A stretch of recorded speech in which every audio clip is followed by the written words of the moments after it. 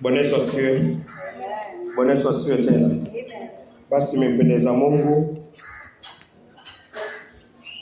katika hii siku ya Sabato tuendelee na mafundisho ya Biblia. Tumefika Mathayo.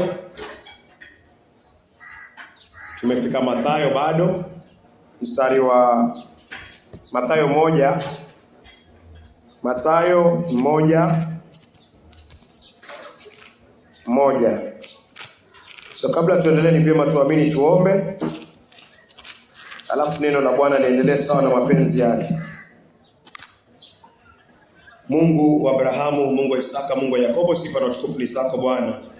Asante kwa sababu Bwana umetupatia rehema na neema Bwana katika mafundisho ya Biblia ya bure Bwana. Mungu tunaomba usaidie kila aliye mahali hapa Bwana, yule ambaye hajapokea wokovu akapokea wokovu Bwana, kuhusiana na hili somo la 4. Kuhusiana na jinsi Yesu anaitwa mwana wa Daudi Bwana. Takapoangalia Bwana, tunaomba rehema na neema Bwana zipate kuwa pamoja nasi Bwana. Mungu tunaomba uwepo wako Bwana upate kwa juu yetu Bwana. Nenda ukatawale kila sehemu ambayo Bwana iko mbele zetu. Mungu nenda ukapeana ufunuo wa kibiblia Bwana. Nenda ukapatiane Bwana understanding, kapatiane ufahamu Bwana. Uchanganyike na imani. Nenda ukatoe walimu Bwana katika mafundisho haya yako Bwana.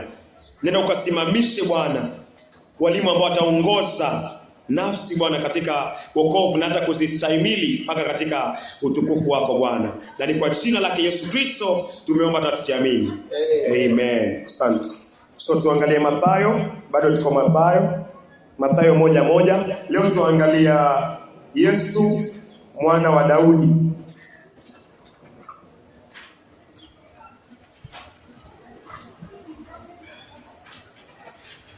Mathayo mtakatifu 1:1. Habari za ukoo wa Yesu Kristo, mwana wa Daudi, mwana wa Abrahamu. Last time kwa uwezo wa Mungu somo la 3 tuliangalia kuhusiana na Yesu kama mwana wa Abrahamu. Leo tunaangalia Yesu mwana wa Daudi. Inamaanisha nini unaposoma maandiko unaona Yesu anaitwa mwana wa Daudi? Tukiangalia pia si mara ya kwanza Yesu kuitwa mwana wa Daudi, hata Waisraeli, hata watoto walifahamu kwamba Yesu ni mwana wa Daudi. Hata watoto wadogo wa Israeli walifahamu hivyo. Acha tuangalie Mathayo, sehemu zingine katika maandiko ambao Yesu ameitwa kama mwana wa Daudi. Tukiangalia Mathayo 9:27. Mathayo 9:27. Yesu alipokuwa akiondoka mahali pale, vipofu wawili wakamfuata wakipiga kelele kwa nguvu na kusema, Mwana wa Daudi, tuhurumie. Rejelea tena tafadhali. Mathayo 9:27. Yesu alipokuwa akiondoka mahali pale, vipofu wawili wakamfuata Yesu Kristo, wakipiga kelele kwa nguvu. Hawa ni vipofu lakini wanapiga kelele kwa nguvu na kusema, wakisema, Mwana wa Daudi. Ni vipofu lakini wanamuona Yesu kwa mioyo yao. Wana macho ya kiroho ya kumtambua kwamba Yesu ni mwana wa Daudi. So kama vipofu wanamtambua Yesu kama mwana wa Daudi, inamaanisha kuna siri kwa uwezo wa Mungu ilikuwa imefunuliwa kwao.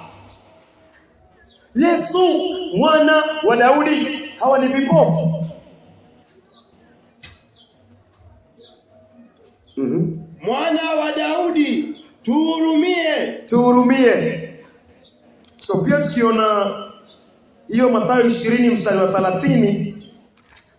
Mathayo 20, Mathayo mtakatifu 20:30. Vipofu wawili walikuwa wameketi kando ya barabara waliposikia kwamba Yesu alikuwa anapita 16 wakapiga kelele wakisema, Bwana, Mwana wa Daudi, utuhurumie. Hawa ni wengine bado wanamfahamu Yesu Kristo kama mwana wa Daudi. Vipofu walimfahamu Yesu Kristo kama mwana wa Daudi. Vipofu, watu ambao hawana macho, lakini walifahamu. Inamaanisha kuna ufunuo ambao Mungu alikuwa amewafunulia katika mioyo yao. How much more mimi na wewe ambao tuko na macho? Si zaidi Mungu anataka tufahamu jinsi Yesu Kristo kwa nini anaitwa mwana wa Daudi. Tunaweza angalia watoto, Mathayo 21 mstari wake wa 15. Mathayo mtakatifu 21 mstari wa 15.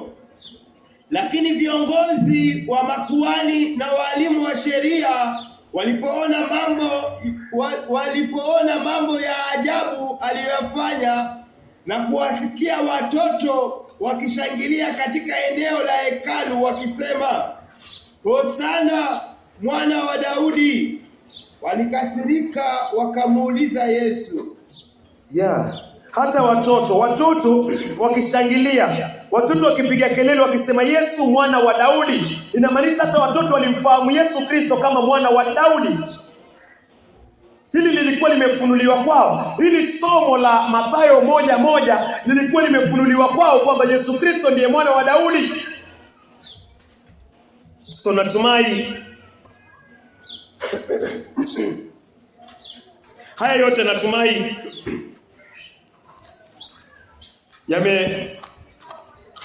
yamekufungua na yamenifungua kuhusiana na Yesu kuitwa mwana wa Daudi. Si mara ya kwanza. Si Mathayo tu peke yake akiandika Injili ya Mathayo anamtambua Yesu Kristo kama mwana wa Daudi. Vipofu walimtambua Yesu Kristo kama mwana wa Daudi. Watoto walimtambua Yesu Kristo kama mwana wa Daudi. Tuangalie kitabu cha Warumi. Warumi 1 mstari wake ni wa 3. Warumi 1 mstari wa 3. Yaani Injili inamuhusu mwanae, yeye ambaye kwa uzao wa mwili alikuwa mzao wa Daudi. Yaani Injili inamuhusu mwanawe, yeye ambaye kwa uzao wa mwili. Yesu anajulikana kama mwana wa Daudi kwa sababu ya uzao wa mwili. Alikuwa mzao wa Daudi. Biblia ya Kimombo inasema concerning his son, inataja jina Jesus Christ. Concerning his son Jesus Christ, our Lord, which was made of the seed of David according to the flesh. So ukiona Yesu anaitwa Yesu mwana wa Daudi, anaitwa mwana wa Daudi kwa mniji wa kimwili. Ni Yesu alivaa mwili alafu akaingia katika ukoo wa Daudi. Sasa kwa wanafanya wakimwona wanamuita Yesu mwana wa Daudi kwa sababu ameingia kwa mwili kwa ukoo wa Daudi. So natumai takapokuwa tukiendelea kusoma kwamba Yesu ni mwana wa Daudi, iwe ndani ya moyo wako kwamba Mungu anaongea kuhusiana Yesu katika mwili ndio anaitwa mwana wa Daudi, lakini katika ulimwengu wa roho Daudi anamuita Yesu Kristo Bwana wangu. Bwana Yesu asifiwe. Amen. Daudi ameumbwa kupitia Yesu Kristo kwa sababu vyote vimeumbwa kupitia Yesu Kristo. Wakolosai 1:15-16. Kila kitu kiliumbwa kupitia Yesu Kristo. Hata Daudi aliumbwa kupitia Yesu Kristo. Lakini kwa mniji wa Mathayo 1:1 Yesu anaitwa mwana wa Daudi kwa sababu ya njia ya kimwili. Wakolosai 1 mstari wa 15 hadi 16. Naam. Yeye ni mfano wa Mungu asiyeonekana. Yesu ni mfano wa Mungu asiyeonekana. Mzaliwa wa kwanza wa viumbe vyote.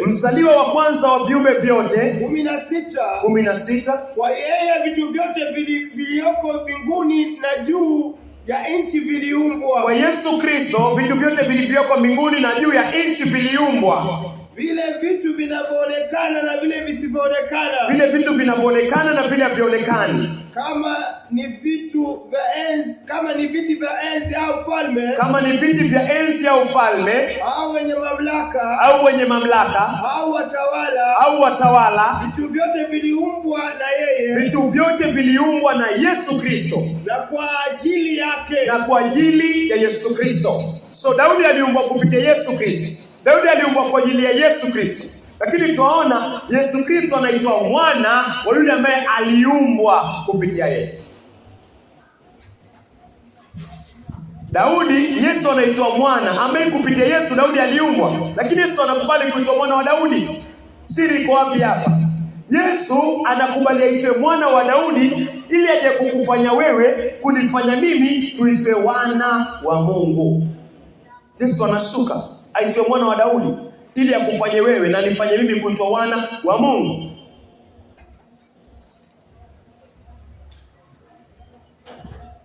Sawa sawa. So acha tuangalie Mwanzo sasa.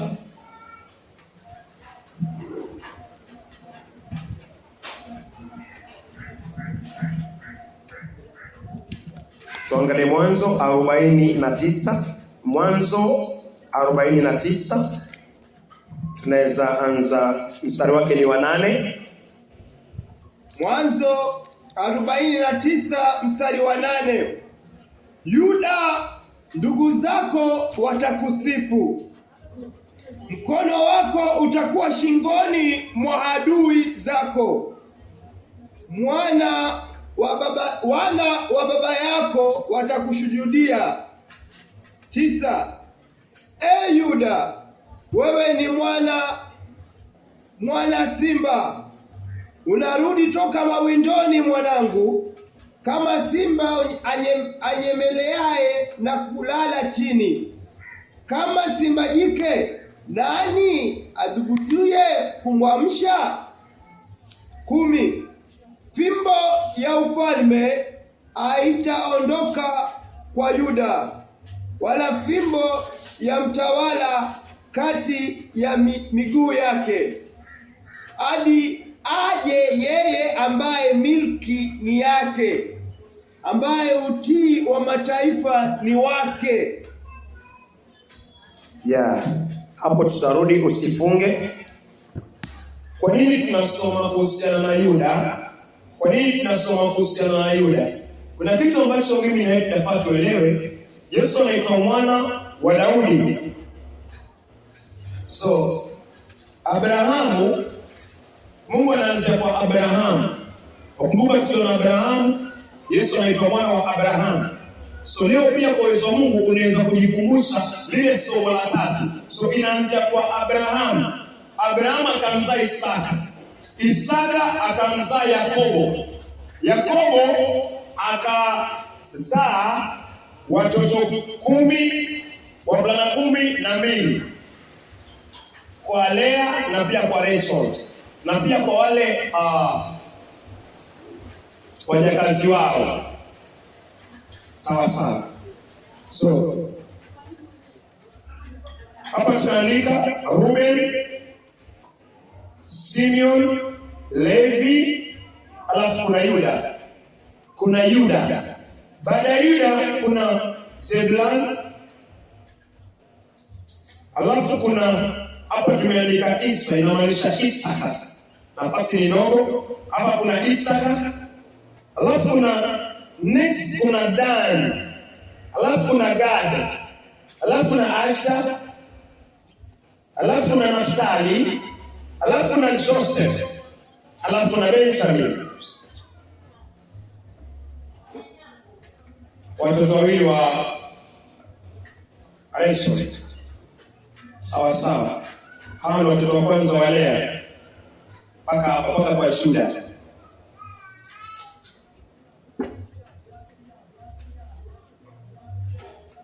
Sawa sawa. So tukisoma kuhusiana na Yuda ni kwa sababu kwa Yuda ndio Yesu Kristo, Daudi, alafu Yesu Kristo.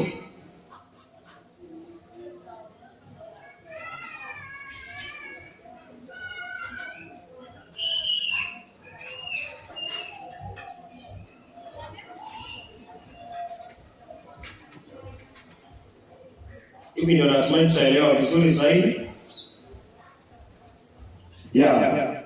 Abraham akamzaa Isaka, Isaka akamzaa Yakobo, Yakobo akazaa kabila 12, wanaume 12 wa Yakobo. Yakobo akabadilisha jina akaitwa Israeli. So hawa ndio wanaitwa, hii ndio kabila la Israeli hii.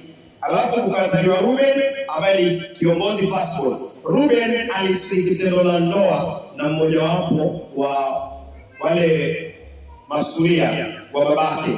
Ruben hakuhesabiwa kama mzaliwa wa kwanza. Hii baraka tunaona inaenda inamwangukia nani? Yuda. Kwa nini? Hapo walikuwa na mapungufu yao. Baba yao anaongea kwa kuhusiana hawa kwamba walikuwa na hasira.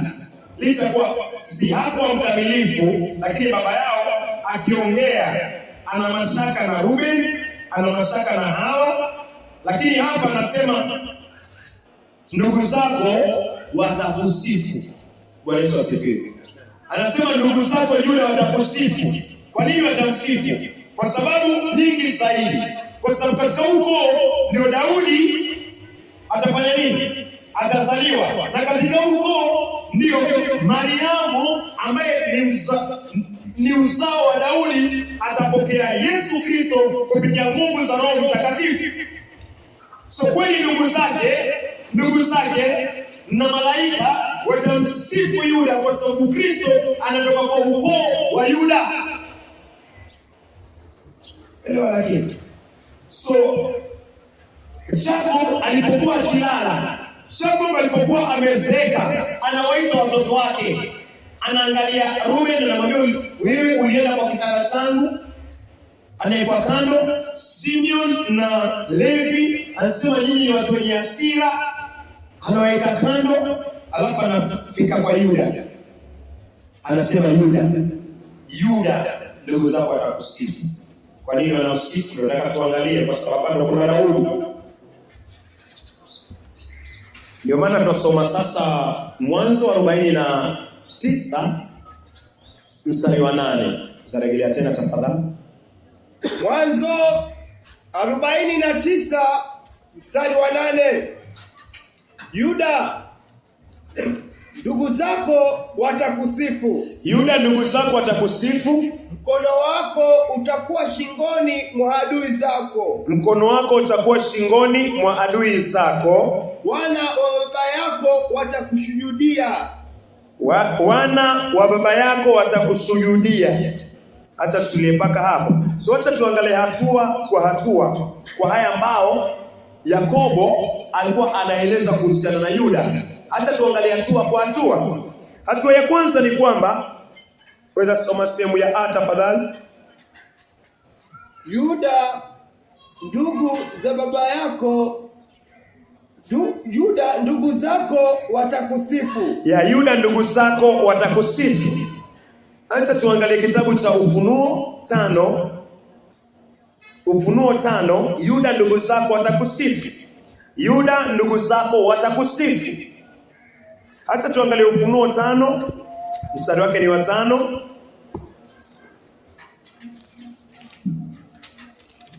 Ufunuo 5 mstari wa 5.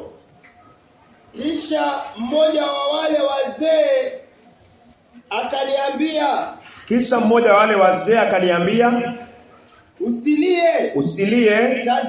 Tazama, simba wa kabila la Yuda. Simba wa kabila. Hii ni kabila Yesu Kristo.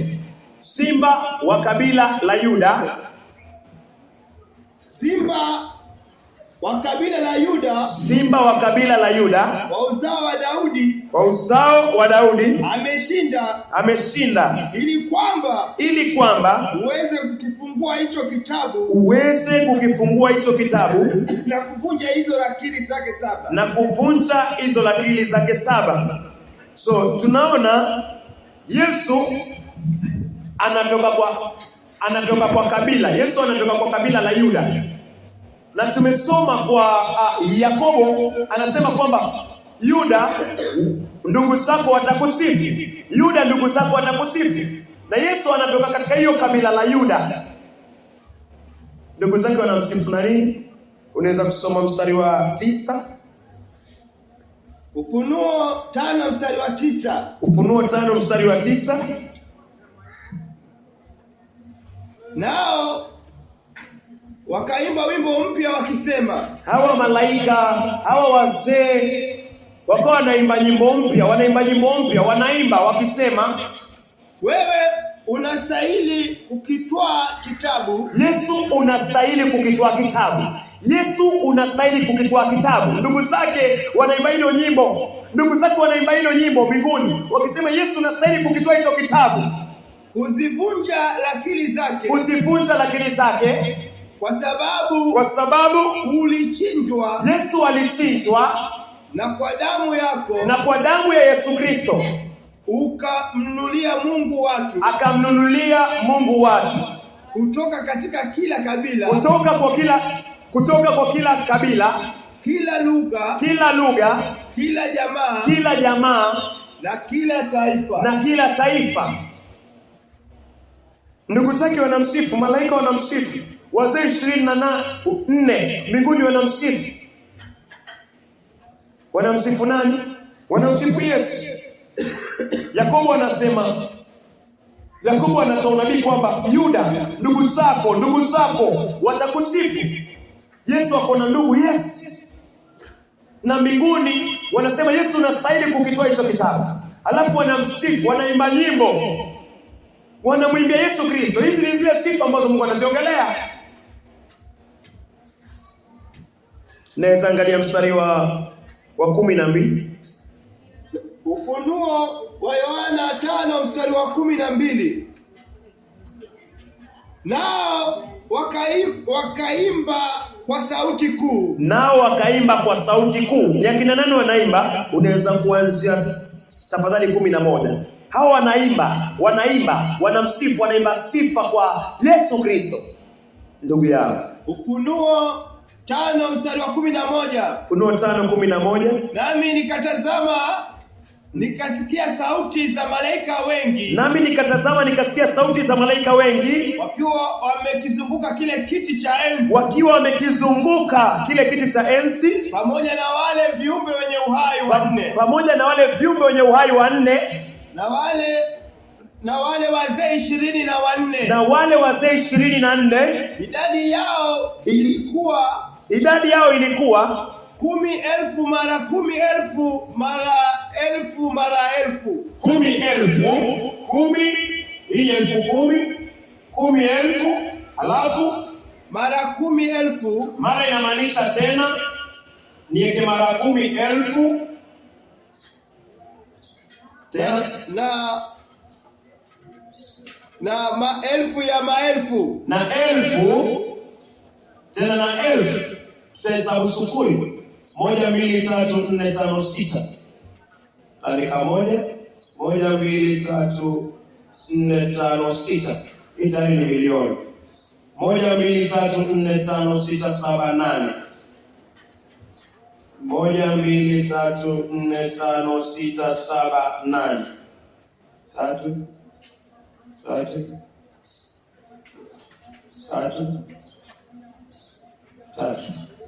Hii ni 100. Sawa. Hii ni 100. Hii ni wasoma kwa wapi? Hii ni 100. Hii ni 100,000. Sio? 100 trillion. Hii ni million. Hii ni billion. Hii ni trillion. So ni 100 trillion. Ni hivyo? So 100 trillion. Yakobo alikuwa anasema kwa Yuda ndugu zake wote. Ndugu zake wangapi? 100 trillion. Hii ndiye aliona roughly Yohana, roughly. Lakini akihesabu vizuri wanaweza kupata zaidi ya hiyo. Hawa ndio ndugu zake Yesu Kristo, na wanasifu kwa Yesu Kristo. Bali Yesu anakuja, Yakobo akilala anaona. Anasema ndugu zako watakusifu wewe Yuda, kwa sababu ndani ya kabila ya Yuda atatoka Yesu Kristo, mwana wa Daudi. Bwana Yesu asifiwe. Amen. So naanza kuona kwa nini Yesu anaitwa mwana wa Daudi. naanza kuona kwa nini Yesu anaitwa mwana wa Daudi.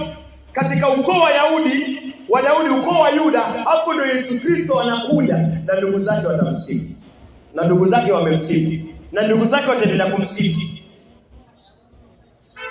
So weza kuona, angalia hapa tafadhali, weza kuona Yakobo alikuwa necessary aongee tu na Yuda. Alikuwa tu amwambie Yuda, wewe Yuda, ndugu zako watakusifu. Yakobo alikuwa anaona kwa uwezo wa Mungu, alikuwa anaona maono ya kimbinguni. Anaona kwa Yakobo atakuja Daudi, na kwa Daudi atakuja Yesu Kristo Masia. Na kwa huyu Masia ulimwengu mzima na mbingu nzima itamsifu. Ndio maana anasema kwa kabila la Yuda, ndugu zako watakusifu. Amen. Bwana Yesu asifiwe. So mwenye dhambi anafaa achilie.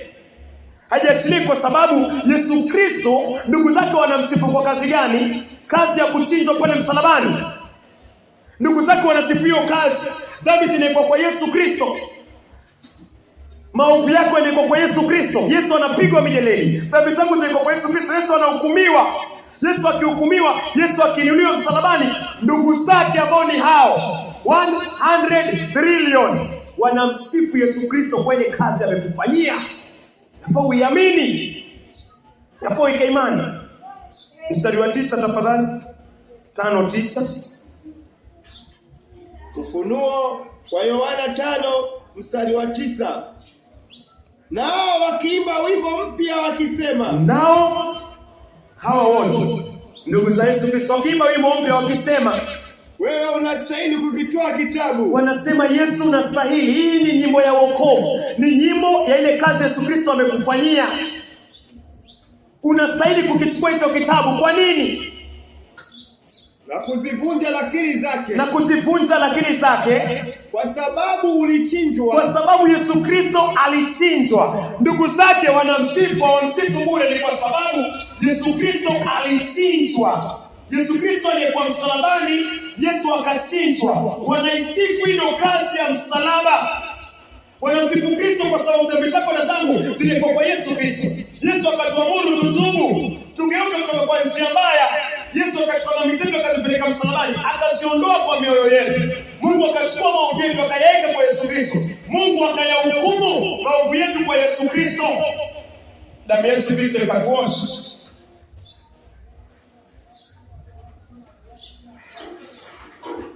Damu ya Yesu Kristo ikatuosha.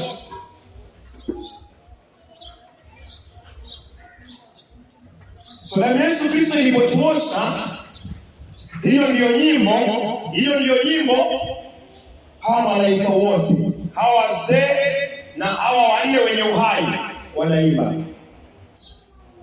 How much more yafaa nianguke katika hiyo kazi ambao malaika wanaisifu. Wanaambia Yesu alichinjwa, wanasifu kazi ya wokovu. How much more inafaa uiamini ile kazi ya wokovu ili upate msamaha wa dhambi. Naweza endelea. Wewe wastahili kukitoa kitabu. Wewe unastahili kukitoa kitabu na kuzivunja lakiri zake. Na kuzivunja lakiri zake. Kwa sababu ulichinjwa. Kwa sababu ulichinjwa. Na kwa damu yako. Na kwa damu ya Yesu Kristo. Kwa damu ya Yesu Kristo. Na kwa damu ya Yesu Kristo. Kwa hii damu ambayo inatoka kwa Yesu Kristo. Hii damu ambayo inabubujika. Kwa hiyo damu. Na kwa damu yako. Na kwa damu ya Yesu Kristo. Ukamnunulia Mungu watu. Kwa damu yake Yesu akanunua watu kutoka kwa dhambi. Kwa damu ya Yesu Kristo Yesu akakununua. Yesu akaninunua baada ya toba na kugeuka kutoka kwa dhambi. Yesu alimwaga damu ili ununuliwe. Maana kila mwanadamu akizaliwa ni ameuzwa kwa dhambi. Nimeuzwa kwa dhambi. Yesu analipa na damu yake ili ukombolewe, utolewe kwa dhambi, uletwe kwa Mungu. Ndio kazi wanaimba hapa. Hii ndio kazi Yakobo anasema ndugu zako watakusifu, wanamsifu kwa sababu ya kazi ya msalaba. Sawa sawa. Imeisha. Ukamnunulia Mungu watu. Ukamnunulia Mungu watu kutoka katika kila kabila. Kutoka kwa kila kabila. Kila lugha. Uko na kabila, uko na lugha. Kila jamaa. Kila jamaa. na kila taifa. Na kila taifa. So pia yafaa uone kuhusiana na Yuda, mahali ambapo Daudi alitoka, chimbuko la Daudi, ambao pia ni mahali ambapo Mariam yuko connected na Daudi, ukoo wa Daudi direct, na mahali Yesu anaingia kwa tumbo ya Mariam kupitia Roho Mtakatifu, alafu Yesu anazaliwa. So kuna tabia ambayo iko kwa Yuda. Sawa, kuna tabia ambayo iko kwa Yuda, na ndio hiyo tabia ambayo tutaiangalia pia iko kwa Yesu Kristo. Ni tabia gani? Ukiangalia Mwanzo, hata turudi Mwanzo.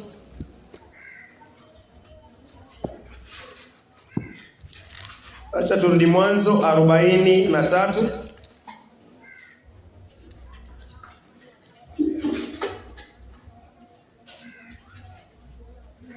Unaweza kwanza tu 8 ni sawa. Kitabu cha Mwanzo 43. Kitabu cha Mwanzo 43 mstari wa 8. Ndipo Yuda akamwambia baba yake Israeli. Hapa kwa makini ni wakati kwa pamoja. Ni wakati wa Israeli kulikuwa hakuna chakula. Walikuwa Canaan. Alafu Yusufu alikuwa Misri. Misri kulikuwa na chakula. Walikuwa wameenda trip ya kwanza Misri. Lakini hawakwenda na Benjamin. Yakobo huyu baba alikuwa amemzuia Benjamin. Amemzuia. Sasa Yusufu, Benjamin ni ndugu yake Yusufu alipoona ndugu zake, aliona kuna mmoja Ayubu, Benjamin. So Yusufu akawapatia vyakula, alafu akawaambia nendeni. Kwamba lakini mkirudi hakikisheni mmekuja na mdogo Benjamin. Sasa kile chakula walipokitumia kikaisha. Sasa baba yao ambaye ni Yakobo akawa na uzito wa kumwachilia Benjamin asafiri nao ndugu zake, kwa sababu alipomwacha Yusufu aende kwa ndugu zake aliliwa. Sasa kuna hofu ndani ya mioyo yao kwamba nikimwacha pia Benjamin mimi nitakufa. Sasa anasema ninyi nendeni, kwani ni lazima huyu Benjamin? Si lazima huyu, nendeni. Na ndugu zake ama watoto wake wanasema yule gavana kule Misri ambao ni Yusufu amekataa, amesema tukienda lazima tuende na mdogo wetu. Sasa kwa na mvutano. Sasa Yuda akawa anaongea. Hapa tuwe makini. Angalia statement ya Yuda.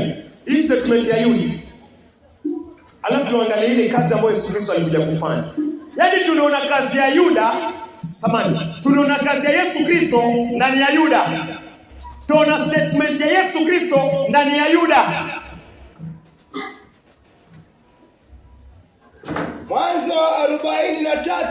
Mwanzo 43 mstari wake ni wa 8.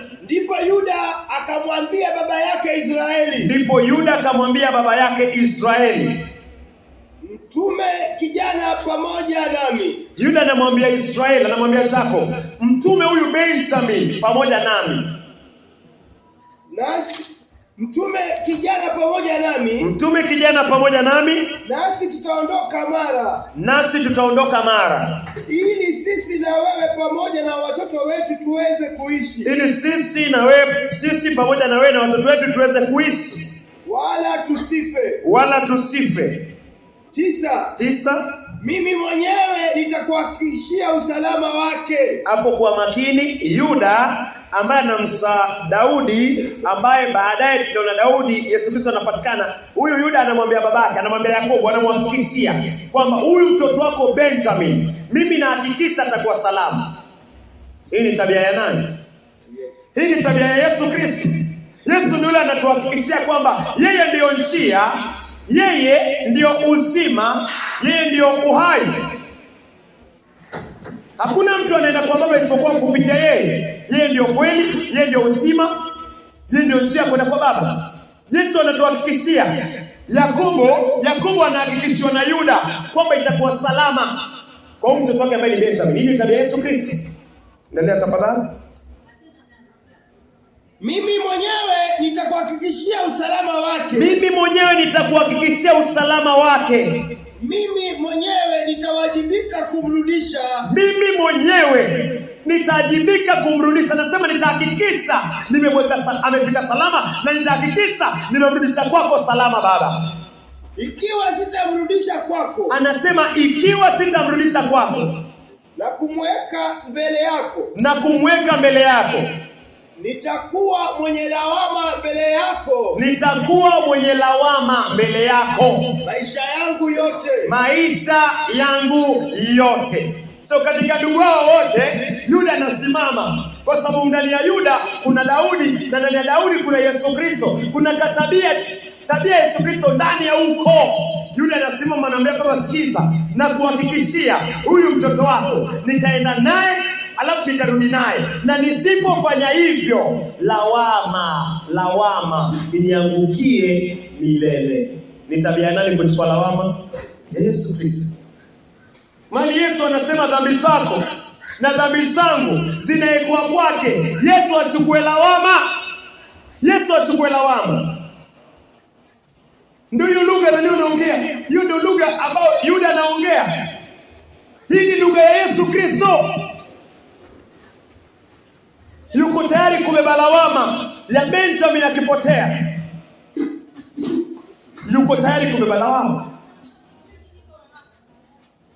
Bwana Yesu asifiwe. Amen. Wakorintho wa pili. Wakorintho wa pili 5 mstari wa 21. Wakorintho wa pili 5 mstari wa 21. Kwa maana Mungu alimfanya yeye asiyekuwa na dhambi. Kwa maana Mungu alimfanya Yesu Kristo asiyekuwa na dhambi kuwa dhambi. Yesu anafanywa lawama yako na lawama yangu ile kwa Yesu Kristo. Yuda anasimama anasema, Yakobo, baba Israeli, lawama ya kijana huyu akipotea nipatie mimi lawama. Hii ni tabia Yesu Kristo. Mungu anamfanya Yesu Kristo kwa lawama. Rejelea tena tafadhali. Wakorintho wa pili 5:21. Wakorintho wa pili 5:21. Kwa maana Mungu alimfanya yeye asiyekuwa na dhambi. Kwa maana Mungu alimfanya Yesu Kristo asiyekuwa na dhambi kuwa dhambi kwa ajili yetu. Ili sisi tupate kufanywa haki ya Mungu. Ili sisi tupate kufanywa haki ya Mungu katika Yesu Kristo. Unaweza ona hiyo lawama. So tunaweza rudi Genesis. Yesu anachukua lawama yako.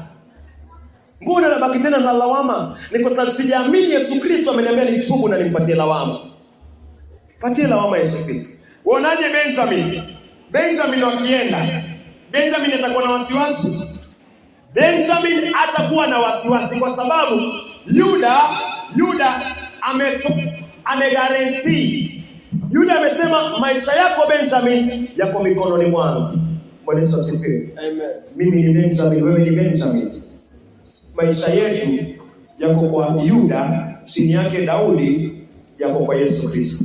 Yesu anasema lawama yako ni yake. Hivi Yesu Kristo anasema, "Mfanye iachilie kama Benjamin." Hebu iachilie kwa kazi ambayo Yesu amekufanyia. Benjamin akiwa na wasiwasi itamaanisha Benjamin haamini yale ambayo Yuda alimwambia babake. Yuda ni fourth born. Huyu ni kitina mimba. Kitina mimba ni mtoto mdogo. So mtoto mdogo ni mimi na wewe, afanye iachilie kwa Yesu Kristo ambaye ni first born. Hii kutomwamini Yesu Kristo ndio mbaya. Kutomwamini Yesu Kristo ndio mbaya. Benjamin akitembea, wajua watoto hata kama pengine alikuwa na umri mkubwa kidogo, lakini bado ni mtoto katika akisimama na Yuda. Sasa akitembea yuko karibu na Yuda kwa sababu ameamini huyu ndo ataka maisha yake chini ili mimi niwe salama. Sasa akitembea ako na assurance, ako na surety, hana shaka. Na Mungu anatuita hivyo. Mungu anakuita nisiwe na shaka na Yesu Kristo. Usiwe na shaka na kazi ya Yesu Kristo. Usiwe na shaka na huyu mzaliwa wa kwanza kwa viumbe vyote. Kwa na shaka ni dhambi kubwa sana. Benjamin apumzike, Yakobo alipumzika, baba amepumzika, Sembosekiti na mimba. Mungu amekubaliana na Yesu Kristo aje kufanya kazi ya ondoleo la dhambi, ya toba na ondoleo la dhambi. Mungu amemtuma Yesu. Mungu amesema Yesu ni salama. Sasa wewe na mimi ambao tunakuja kusaidiwa, mbona tunakuwa na mashaka? Mbona usimwachie Kristo maovu yako kwa kutubu na kuyachilia na kuweka tumaini kwa Yesu Kristo? Unaweza angalia Mwanzo 44. Unaweza anza 32 ni sawa. Mwanzo 44 mstari wa 32. Mtumwa wako alimhakikishia baba yangu usalama wa kijana. Sasa kabla uendelee, wakaruhusiwa wakaenda. Walipoenda sasa, hali ikatokea. Natumai walichukua kikombe wakakeka maksudi kwa gunia la Benjamin. Alafu akawafuata. Walipowafuata ni Joseph alifanya hivi. Alipowafuata wakachukuliwa. Alafu Joseph akawa anawaambia yule ambaye amebainisha kikombe changu ndo atabaki na mimi. So Joseph alikuwa anataka baki na nani? Na Benjamin ndugu yake. Sawa sawa. Sasa Yuda aliposikia hivyo na hiki kikombe kimepatikana kwa gunia ya Benjamin, Yuda yule baba kule Yakobo nilimhakikishia kwamba maisha ya Benjamin yako mikononi mwangu. Sasa Yuda ndo akawa na mzigo wote. Hata alipoona kikombe kimepatikana kwa Benjamin, Yuda ndo alikuwa wa kwanza kupiga kelele na kulia kwa moyo wake, kwa sababu anajua yeye sasa maisha ya Benjamin ndio yako mikononi mwake. Sasa kama kuna kitu kibaya kitapata Benjamin, kitamuumiza sana nani? Yuda, kwa sababu Yuda ndo amejikomiti. So Yuda akawa anaongea na huyu Joseph ambao wao wanamwangalia kama governor wa Misri. Yeye kwa na mzigo, anambia ngoja kidogo. Huyu anasema Joseph anasema, Yusuf anasema mimi ni mwenye haki. Aliyekosa ndio nitabaki naye. Anaangalia anasema aiendi hiyo. Anakuja bwana wangu. Nisikiza tu kidogo. Yuda. Na Yesu ni hivyo. Yesu Kristo ni hivyo. Yesu ni muombezi mbele za Mungu, anakuombea. Maana Yesu aliweka maisha yake chini akisema atakuja kuokoa. Na akafanya hivi. Hata tusome Mwanzo 44 mstari wa 32. Mtumwa wako alimhakikishia baba yangu usalama wa kijana. Mtumwa wako alimhakikishia, Yuda alimhakikishia Yakobo usalama wa Benjamin. Anamwambia Joseph sasa. Nikamwambia kama sitamrudisha kwako nitakuwa mwenye lawama mbele yako. Baba yangu maisha yangu yote. Nitakuwa mwenye lawama kwako baba yangu maisha yangu yote. Nitakuwa mwenye lawama kwako baba yangu maisha yake yote. Endelea. Sasa basi. Tafadhali, anamuomba tafadhali. Mruhusu mtumishi wako abaki hapa kama mtumwa wa bwana wangu badala ya kijana. Bwana Yesu asifiwe. Yuda anasema Benjamin aende kwa babake, alafu Yuda abaki kuwa mtumwa wa ile dhambi ambayo Benjamin amefanya nini? Amefanya. Licha kwa tunajua kile kikombe kiliwekwa makusudi pale. Lakini sasa tunaona Yuda yuko tayari kubeba dhambi ya nani? Ya Benjamin.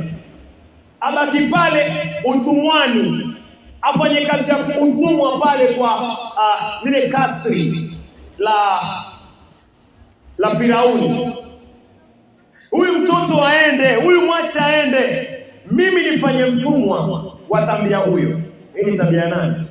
Ya Yesu Kristo. Hii ni tabia ya Yesu Kristo. Bwana Yesu asifiwe. Mungu anachagua ukoo ambao unaendana tu.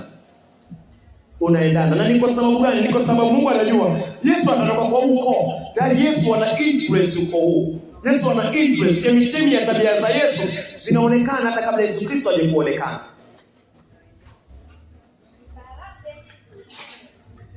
Malizia.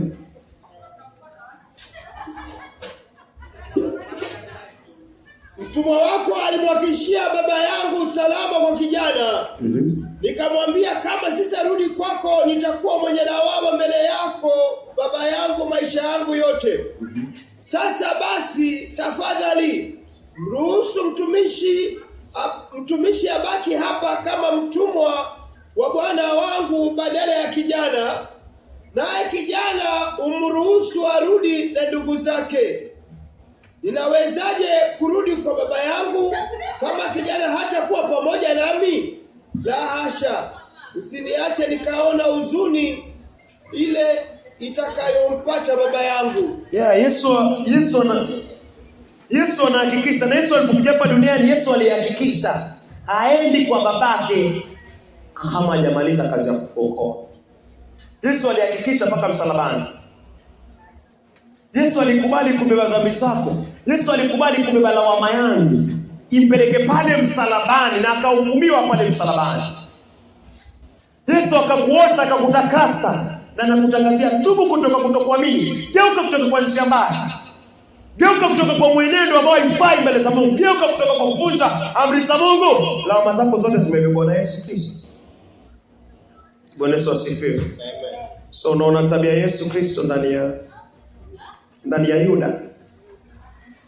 Unaweza angalia mali tulianzia 49, Mwanzo 49, Genesis 49, tuangalie sehemu ya ba. Tumeangalia sehemu ya a, tunaangalia sehemu ya ba.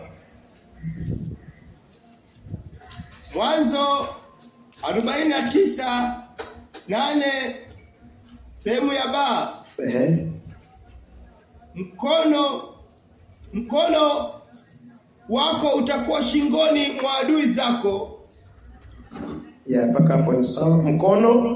Mkono wako utakuwa shingoni mwa adui zako. Mkono wako utakuwa shingoni mwa adui zako. Ili kabila la Yuda, Yesu Kristo atazaliwa kupitia Daudi. Sawa? Okay, Yuda atazaliwa Daudi na Yesu atakuja kwa ukoo wa Daudi. Alafu Yuda anatabiriwa kwamba yeye Yuda mkono wake utakuwa katika shingo ya adui yake. Inamaanisha atapata ushindi dhidi ya adui zake. Ukiangalia pale bustani mwa Edeni, tafadhali angalia Genesis. Mungu anatangaza uadui. Mungu anatangaza uadui kati ya nyoka na uzao wa mwanamke. Unaangalia Mwanzo 3:15. Mwanzo 3:15 ni sawa. Mwanzo 3:15. Nami nitaweka uadui kati yako na huyu mwanamke, na kati ya uzao wako na wake. Huo utakuponda kichwa, nawe utaugonga kisigino. Mungu anasema kuhusiana na mwanamke kwamba mwanamke huwa hana siri. Waona Mariamu, huyu ndio uzao. Yusufu hakutumika kuweka mbegu hapa. Wanawake wao wana mbegu zinatoka kwa wanaume. Lakini Mungu anaongea hapa kuhusiana na mbegu ya mwanamke. Mwanamke atapokea mbegu. Hii mbegu ni Yesu Kristo. Mariamu ndio huyu mwanamke. Mwanamke ana mbegu. Mwanaume ndio akona mbegu. Mwanamke kazi yake ni kupokea. Lakini maandiko yanasema, Mungu anamwambia Eve, hapo Mungu anaongea kuhusiana na Mariamu. Mungu akiongea na Eve anamuona Mariamu. Anaambia Mariamu, utapokea mbegu. Atapokea Roho Mtakatifu.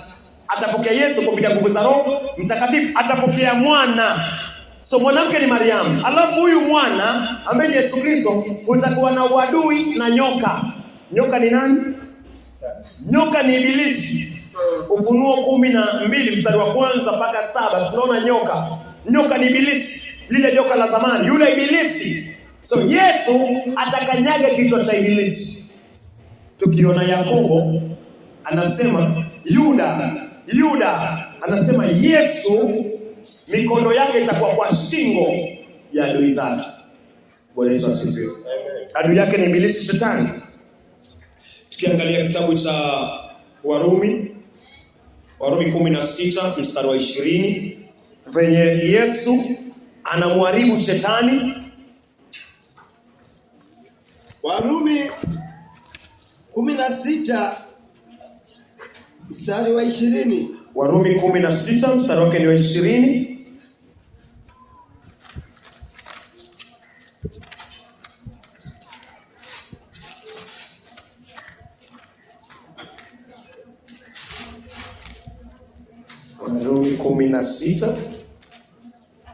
Warumi 16 mstari wa 20. Maandiko yanasema hivi: Mungu wa amani atamponda Shetani chini ya miguu yenye upesi. Mungu wa amani atamponda Shetani chini ya miguu yetu upesi. Neema ya Bwana wetu Yesu Kristo iwe pamoja nanyi. Amina. Neema ya Bwana wetu Yesu Kristo iwe pamoja nanyi. Amina. Mungu anasema Yesu Kristo, Mungu anasema kwamba katika Genesis anasema mbegu ya Mariamu, mbegu ya mwanamke ambaye ni Yesu Kristo kupitia Roho Mtakatifu atakanyaga kichwa cha Shetani. Yakobo anamwambia Yuda kwamba mkono wako utakuwa katika shingo la adui zako. Katika Mwanzo tunaona Ibilisi akikanyagwa. Mungu akisema kutakuwa na uadui kati ya uzao wa mwanamke ambaye ni Yesu na Ibilisi, na Yesu atakanyaga kichwa cha Ibilisi. Yuda mikono yake itakuwa katika shingo ya adui zake, ndio Yesu Kristo. Naweza angalia pia Yesu anakuja kuharibu kazi za Ibilisi Shetani, na alisiharibu. Waraka wa kwanza wa Yohana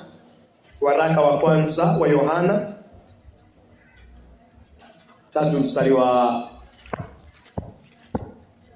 8. Waraka wa kwanza wa Yohana 3 mstari wa 8. Waraka wa kwanza wa Yohana 3 mstari wa 8. Maandiko yanasema hivi: yeye atendaye dhambi ni wa Ibilisi. Mungu anasema yeye atendaye dhambi ni wa Ibilisi. Kwa sababu Ibilisi amekuwa akitenda dhambi tangu mwanzo. Kwa kusudi hili Mwana wa Mungu alidhihirishwa. Mwana wa Mungu ni Yesu Kristo. Yesu aliletwa wazi. Ili aziangamize kazi za Ibilisi. Ili aziangamize kazi za Ibilisi. Yakobo anasema, hapa anamwambia Yuda, mikono yako itakuwa katika shingo za adui yako. Mungu anamwambia Mariamu, Eva akiongea na Mariamu, hivi uko ndani ya Adamu wakati huo. Mariamu yuko ndani ya Adamu wakati huo. Mungu ananena na Eve, anaambia uzao wako utamkanyaga Shetani kichwa. Yesu anazaliwa kupitia mwanamke, mbegu ya Mungu kupitia mwanamke, anakanyaga na kuharibu kazi za Ibilisi. Bwana Yesu asifiwe. Amen. So tukiangalia waona 100% penye Yesu anaingia katika ukoo. Waona 100% penye Yesu anapita katika ukoo wa Daudi, na anastahili kupitia ule ukoo kwa sababu ni unabii tayari. Weza hata turudi hapo 49, Mwanzo 49. Tuangalie sehemu ya C. Mwanzo 49 mstari wa 8 sehemu ya cha. Wana wa baba yako watakushuhudia. Wana wa babako watakusujudia. Hapa tuwe makini kabisa. Ni Yakobo. Tuko pamoja? Okay. Ni Yakobo anamwambia Yuda kwamba hawa watoto wote, ili kabila lote la Israeli litamsujudia mwana wa Daudi ambaye ni nani? Yesu Kristo. Kwa sababu akiongea na Yuda, ndani ya Yuda kuna Daudi, na ndani ya Daudi Yesu anakuja katika huo ukoo. So akiongea na Yuda anaongea na Yesu Kristo. Anatabiri habari za nani? Za Yesu Kristo, kwamba ndugu za Yesu Kristo ni malaika, maserafi, watakatifu wote wanaitwa ndugu zake Yesu Kristo. So ni utabiri kwamba ndugu za Yesu Kristo watamsujudia. Hii iko katika maandiko. Tukiangalia kitabu cha Waibrania,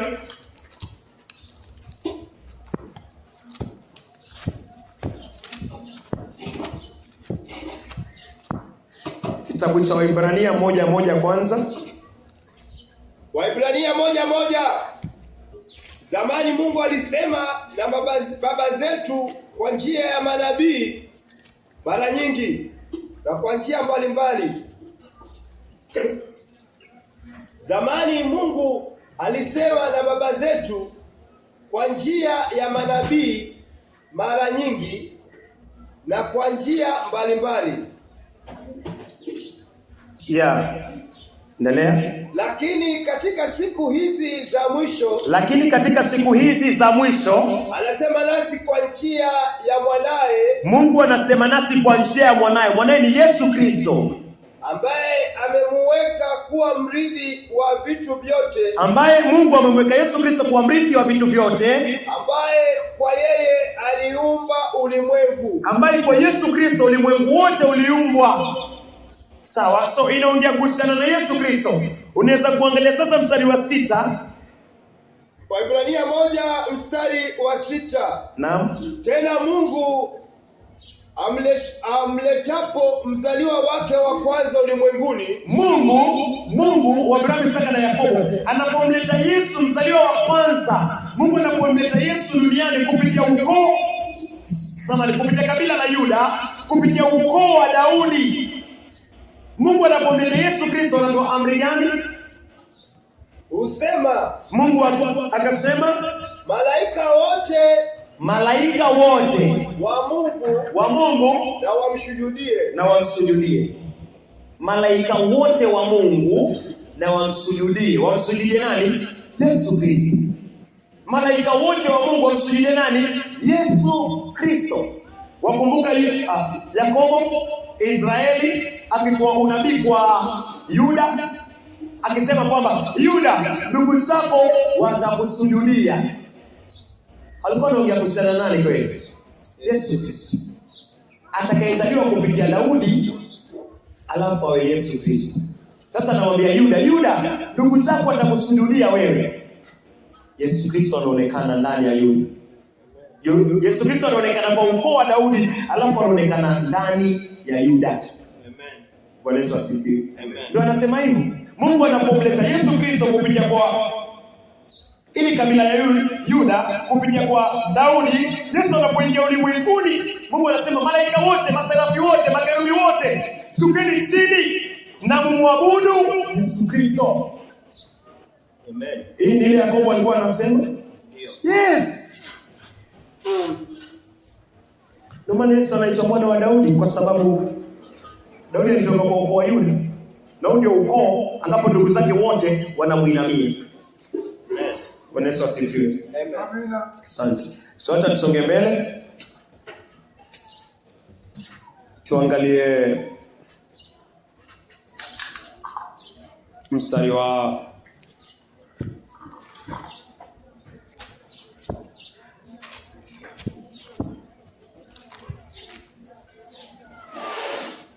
Natumai iko sawa. Kwa Ufunuo tumeona pia maserafi wakiinama chini, wazee wakiinama chini wakimuinamia Yesu Kristo na wakimuinamia pia Mungu. So natumai, acha turudi tena Genesis 49, acha turudi tena Mwanzo 49. Natumai mstari wa 8 yote tumeangalia. Acha tuangalie mstari wa 9 sasa. Asante. Mstari wa 9. Mwanzo 49 mstari wa 9. Yuda. Yakobo anasema, Yuda, wewe ni mwana simba. Wewe paka hapo, asante. Wewe ni mwana simba. Yakobo anasema, wewe Yuda ni mwana simba.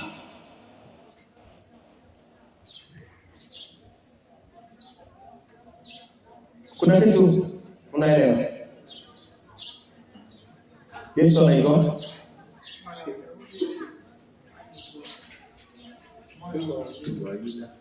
Yesu anaitwa simba wa Yuda. So Yakobo anapomwangalia Yuda anasema, wewe Yuda, wewe ni mwana simba. Ufunuo 5 mstari wa 5. Ufunuo wa Yohana 5 mstari wa 5.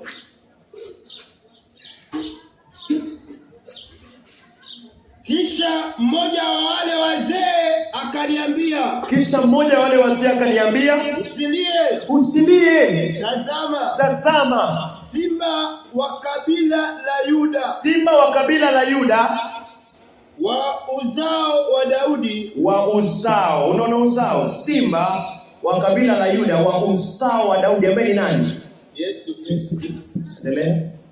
Simba wa kabila la Yuda, wa uzao wa Daudi, ameshinda ili kwamba aweze kukifungua hicho kitabu, na kuvunja hizo lakiri 7. Hii inakuja kwako pia. Nini nakuuliza? Hata kama wewe ni mtakatifu, nini nakuuliza? Yohana alikuwa mtakatifu, alikuwa analia, ni ndoa sawa. Nini nakuuliza? Nini ambacho Yesu Kristo aweze kutufanyia? Nini ambacho Yesu aweze kukufanyia? Utaona uko na kutokuamini hata kama ni mtakatifu. Ama mimi ziko sehemu zingine tunalia ni kwa sababu nimesahau. Malaika na elders ananiambia usilie. Yohana alikuwa analia, kuna mtu anaweza kufungua hiki kitabu na kuvunja mihuri zake. Anaambia unalia nini? Usilie. Jipe moyo kwa sababu kuna simba wa kabila la Yuda. Ambaye ametoka kwa ukoo, ametoka kwa uzao wa Daudi, ambaye ni Yesu Kristo. Dhambi zangu hazifai zinilizi. Makosa yako yafanya kulizi. Haufai kuwa mfungwa na mtumwa wa vitu ambavyo ni vichafu. Uzinzi, ushirati, chuki, hasira, faraka. Haya yote, ulevi, haufai kuwa zinakuliza. Inafaa uzikiri mbele za Mungu na uwe na moyo kwa uwezo wa Mungu kwa kile ambacho unapokea, kukifuatizia na kuomba na kujua kwamba kuna simba wa kabila la Yuda ambaye hali ashindi kuipunja na kuitoa. Ashindi kuipunja na kuitoa. Na weke imani kwa damu yake, utapata pumziko kwa moyo wako. Amen. So tunaona Yakobo anatabiri Yuda wewe ni simba. Alafu tunaona Yesu anaitwa simba wa kabila la Yuda kutoka kwa uzao wa nani? Daudi. Bwana Yesu asifiwe. Ndio maana Yesu akitwa utakapokuwa unaona Yesu mwana wa Daudi, usione tu wana wa Daudi, ona haya yote. Hizi nguvu yuko nazo. Yule kipofu, wale vipofu walikuwa wanamlilia Yesu mwana wa Daudi. Mimi na wewe tukisoma maandiko tunaona anasema tu Yesu mwana wa Daudi. Lakini kuna haya yote sasa. Mwana wa Daudi kwa nini? Kwa sababu yeye ni simba. Amepewa nguvu ya kuvunja lakili, kuvunja mihuri, kuchukua kitabu. Sasa ukimwita mwana wa Daudi, wanamwita mwana wa Daudi kupitia ule uwezo wako nao. Bwana Yesu asifiwe. So si mwana wa Daudi kufikiria Daudi akazaa. Sasa Mungu anakupatia ufunuo mkubwa na ananipatia ufunuo mkubwa kwamba nikimuita Yesu mwana wa Daudi na ndio ule uweza ambao umetoka kwa Yuda mpaka ukamfikia Yesu Kristo. Ndugu zake wanamsifu, malaika wanamsifu 100 billion wanamsifu. So nikilia mwana wa Daudi, niko na uhakika kwamba chochote kimesimama mbele yangu, mwana wa Daudi ambaye ni Yesu Kristo atakiondoa. Na wewe vile vile. Amen. Amen. Bwana Yesu asifiwe. Amen. So kuna kitu naona Mungu anaweka ndani yako kuhusiana na Yesu kuitwa mwana wa Daudi na ndani yangu pia. Amen. So kuna ufunuo ndani ya hiyo mwana wa Daudi. Kuna nguvu na uwezo ndani ya hiyo. Amen. Acha turudi Mwanzo 48. Tuangalie sasa 10. Mwanzo 49 mstari wa 10. Mwanzo 49 mstari wa 10. Mwanzo 49 mstari ni wa 10. Fimbo ya ufalme haitaondoka kwa Yuda. Fimbo ya ufalme haitaondoka kwa Yuda. Fimbo ya ufalme haitaondoka kwa Yuda. Yuda ni huyu. Yuda Daudi. Yuda ni Yesu Kristo. So inasema fimbo, hino fimbo hapa kwa makini, hino ni fimbo ya utawala. Hino ni fimbo ya utawala. Fimbo haitaondoka kwa Yuda. Acha tuangalie bado kitabu cha Ufunuo 12, tunaweza angalia mstari wa 5. Ufunuo wa Yohana 12 mstari wa 5. Ya Ufunuo 12 mstari wa 5. Yule mwanamke akamzaa mtoto mwanaume. Yule mwanamke akamzaa mtoto mwanaume atakayetawala mataifa yote kwa fimbo yake ya utawala ya chuma. Atakayetawala. Yule mwanamke ambaye mwanamke ni Mariam atazaa mtoto ambaye huyu mtoto atatawala mataifa kwa fimbo ya chuma. So angalia hapa kwa Yuda kuna fimbo. Sawa? Kwa Yuda kuna fimbo ya utawala.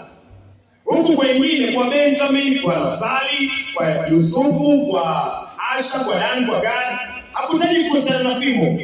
Yesu Kristo anaona hapo katika kabila la Yuda ndio kuna fimbo na ndio kuna Daudi.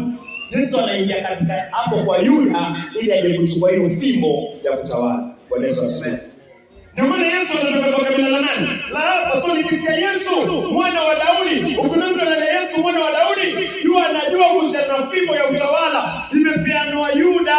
Sasa Yesu akizaliwa anakuja kutawala, anakuja anaangalia ukoo. Anaangalia ukoo wa kwanza wa Ruben, ukoo wa Simeon, ukoo wa Levi, anaangalia ni wapi kuna fimbo ya utawala.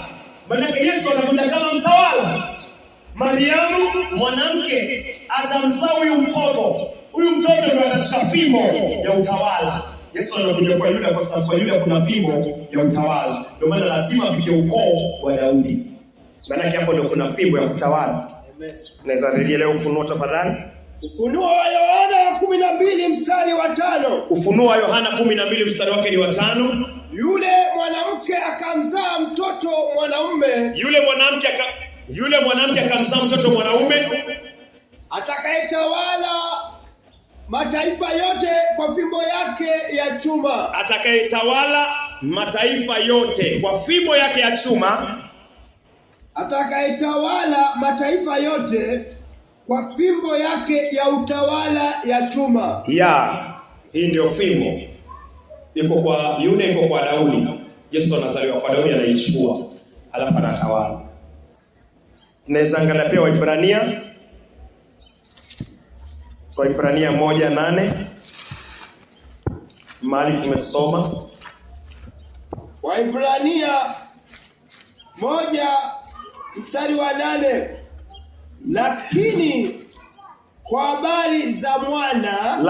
habari za mwana asema kiti chako cha enzi. Mungu anamwambia Yesu Kristo, kiti chako cha enzi, Mungu, kitadumu milele na milele. Kiti chako cha enzi Yesu Kristo kitadumu milele na milele.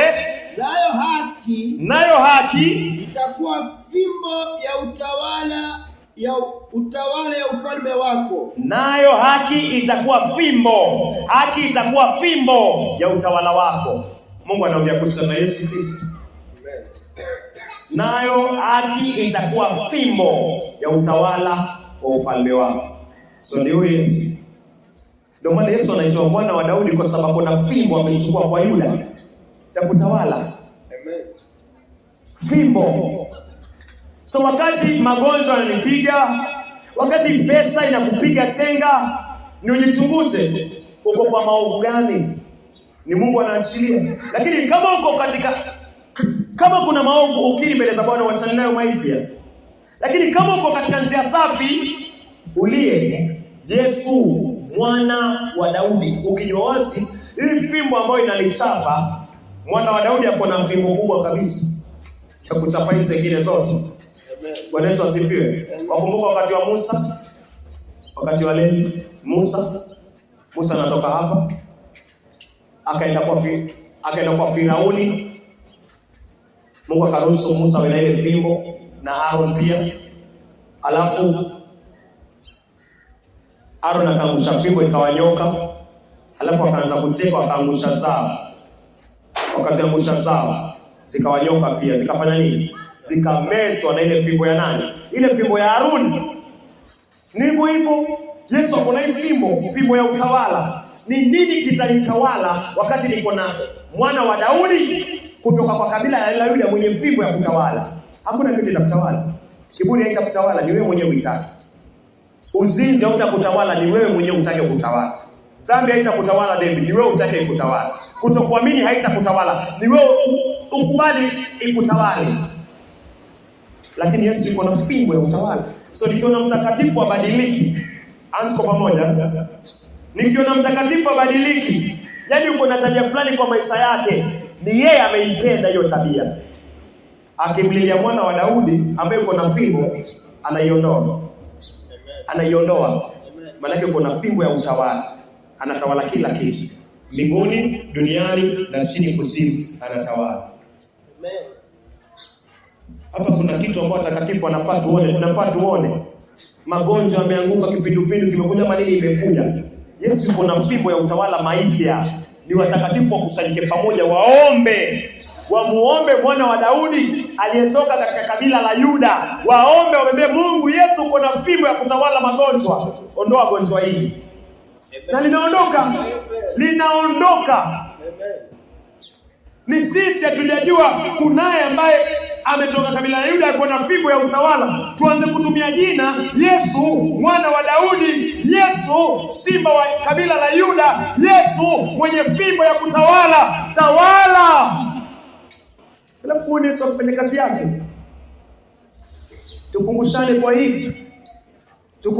kwa hili. Yazamani kwamba na ubiri na nikasahau. Lakini ukiwa imani kwako, nikiwa najakulia siku moja uniambie kuna simba wa kabila la Yuda, kuna mwana wa Daudi, yuko na fimbo ndugu yangu. Mbona usimlilie? Ili nipate toba mimi pia. Nianze kumlilia.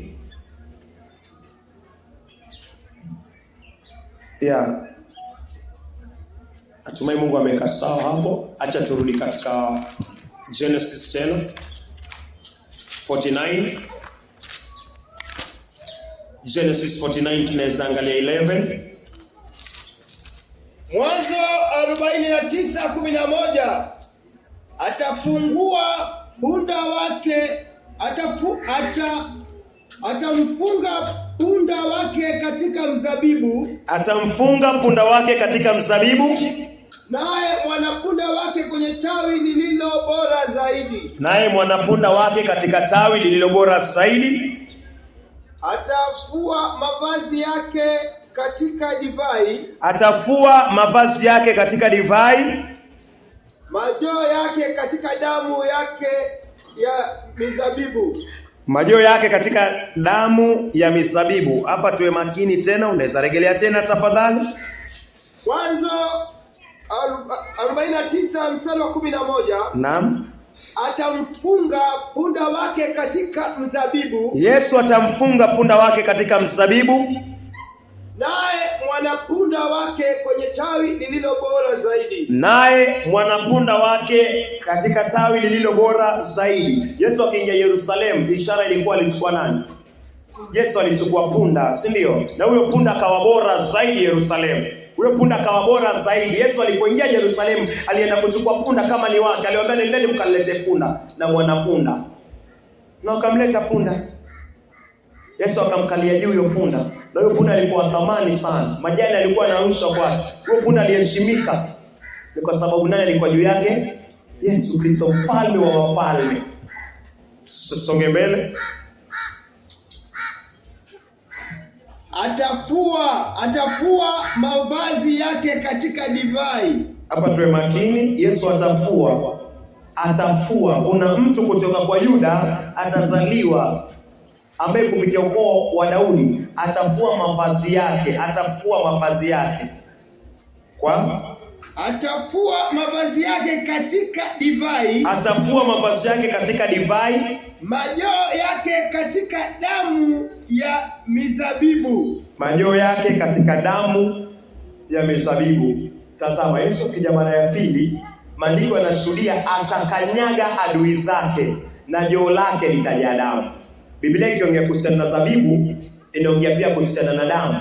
Yesu atashuka na atakanyaga maadui mpaka joo lake, joo ni vazi amevaa, litajaa damu. Alikuwa anaongea akiongea na Yuda, alikuwa anaongea kuhusu na yule ambaye atakuja kutoka kwa ukoo wa Daudi. Atafua joo lake.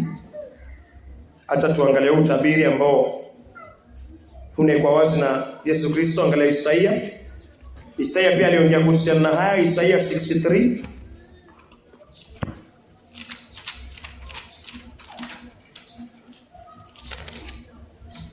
Isaia 63, unaweza kuanza 1 mpaka 3. Kitabu cha Isaia 63 kuanzia mwanzo. Ni nani huyu anayekuja kutoka Edomu? Ni nani huyu anayekuja kutoka Edomu? Kutoka Busra. Mwenye mavazi yaliyotiwa madoadoa mekundu. Mwenye mavazi yaliyotiwa madoadoa mekundu. Ni nani huyu?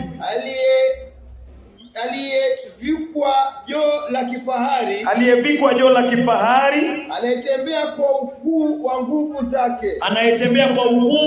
zake. Mimi ndimi nisemaye katika haki. Mwenye nguvu ya kuokoa. 2. Kwa nini mavazi yako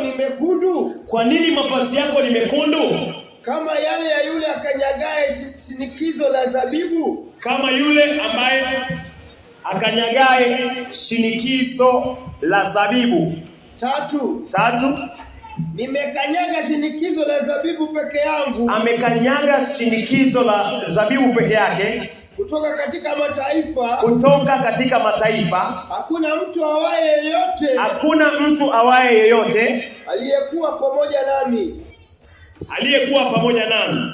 Nimewaponda mataifa kwa miguu katika hasira yangu. Inasema hivi, Yesu anasema anaponda mataifa. Yesu yuko na vazi. Watu ambao hawamwamini Yesu Kristo wameishi maisha machafu, hawajatubu dhambi zao na kuweka maisha yao kama Benjamin, kuangusha maisha yake kwa Yuda. Yesu anasema anakuja na vazi na atawakanyaga, na akiwakanyaga damu zinaruka kwa vazi lake. Ndio maana Yakobo alikuwa anamwona Yesu Kristo atakayetoka kwa ukoo wa Daudi. Anasema, wewe Yuda utakanyaga zabibu na joo lako, vazi lako litajaa damu.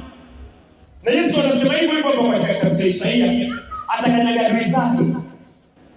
Wote kwa hiyo kukanyaga unasalia kutokuamini. Yesu aje kukukanyaga kwa sababu kuamini. Tayari Yakobo anaona, na kwa Yuda Yuda kupitia Daudi Yesu anazaliwa ili aje akanyage adui zake. Nimewaponda mataifa kwa miguu yangu katika hasira yangu. Nimewaponda mataifa kwa miguu yangu katika hasira yangu. Na kuwakanyaga chini katika ghadhabu yangu. Na kuwakanyaga chini katika ghadhabu yangu. Damu yao ilitia matone kwenye mavazi yangu. Ilitia matone kwa mavazi ya Yesu Kristo.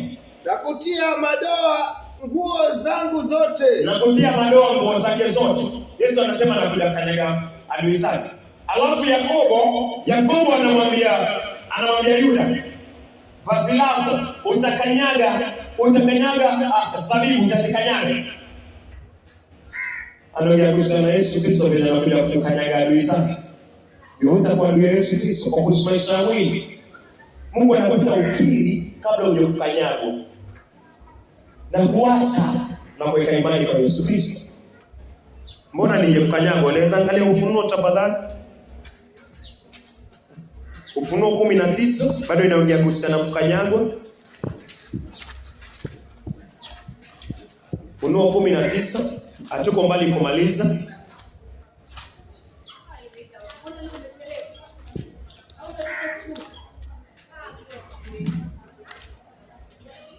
Naweza angalia mstari wa 11.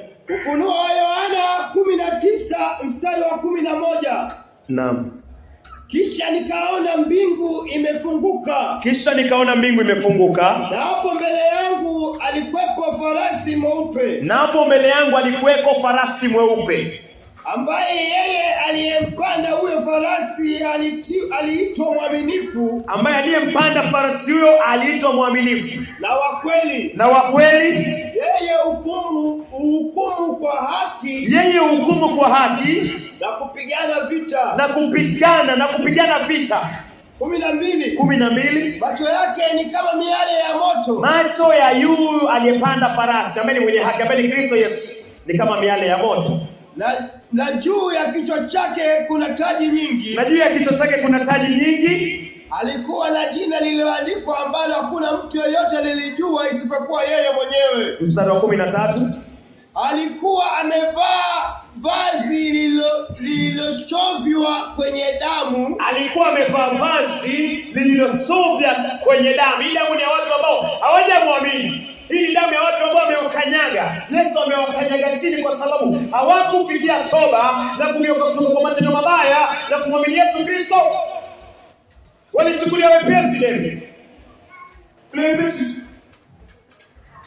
Anaonekana na vazi ambalo limejaa damu. Hii damu itakuwa ya nani? Alikuwa amevaa vazi lililochovya kwenye damu. Jina lake ni neno la Mungu. Yes. Kwanza ni Genesis 49. Haya yote Yakobo akiwa anaongea. Haya yote ya Yesu alikuwa anaona kwa Yuda. Anaona kwa Daudi, anaona kwa Yesu Kristo. Weza rejelea Genesis 49:11. Mwanzo 49:11. Atamfunga punda wake katika mzabibu. Naye mwanapunda wake kwenye tawi lililo bora zaidi. Atafua mavazi yake katika divai.